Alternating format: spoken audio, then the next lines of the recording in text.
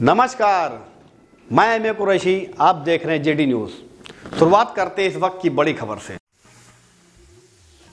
नवरीत सिंह की अंतिम अरदास में शामिल होने कांग्रेस के राष्ट्रीय महासचिव प्रियंका गांधी डिबडिबा पहुंची। नवरीत सिंह को बताया शहीद। जी हां, रामपुर बिलासपुर दिल्ली में किसान रैली में शामिल होने गए किसान नवरीत सिंह हुंडल की ट्रैक्टर पलटने से हुई मृत्यु के बाद उनकी अंतिम अरदास में शामिल होने कांग्रेस के राष्ट्रीय महासचिव प्रियंका गांधी डिबडिबा पहुंची थीं।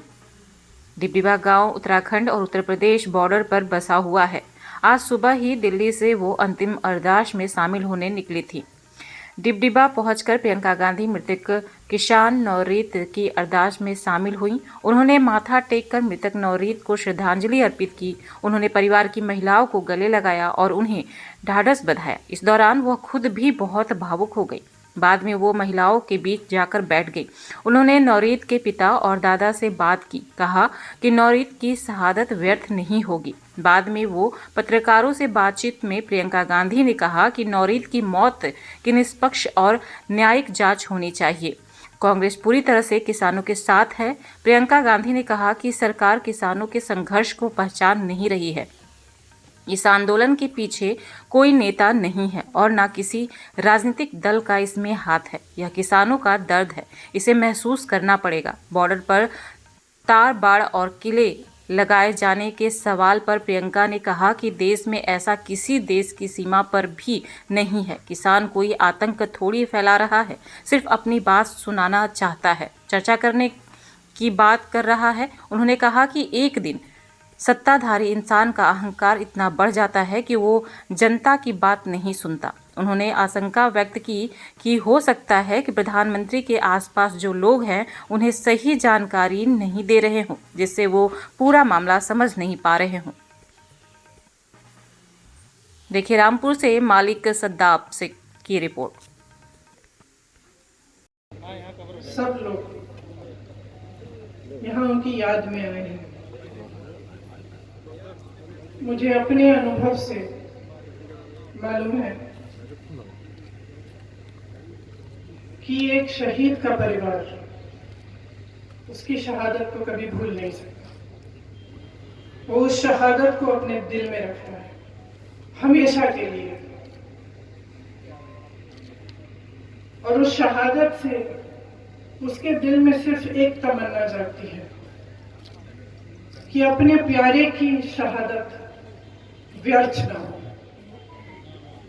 और मैं जानती हूं कि आप सबके दिल में यही तमन्ना है। नवरीत 25 साल के थे, मेरा बेटा 20 साल का है। आपके भी नौजवान बेटे हैं जो उत्साह में अपनी उत्साह दिखाने के लिए, किसानों के साथ खड़े होने के लिए वहां चले गए, और उनके साथ एक ऐसा हादसा हुआ कि वो वापस नहीं आए। क्यों गए थे वहां? कोई राजनीतिक साजिश नहीं थी कि वो वहां गए। वो इसलिए गए क्योंकि उनके दिल में दुख था, उनके दिल में किसानों की पीड़ा थी।